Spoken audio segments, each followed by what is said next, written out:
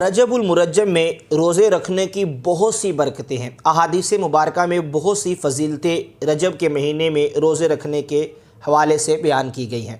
आइए रजब के पहले दिन का रोज़ा, दूसरे दिन का रोज़ा और तीसरे दिन का रोज़ा रखने वालों के लिए मेरे महबूब अलैहिस्सलातु वस्सलाम ने क्या फ़रमाया, आइए सुनते हैं। हदीस मुबारका में आता है, सैयद आलम सल्लल्लाहु ताला अलैहि वसल्लम ने इरशाद फरमाया कि रजब के पहले दिन का रोज़ा 3 साल के गुनाहों का कफ़ारा है। अल्लाहु अकबर।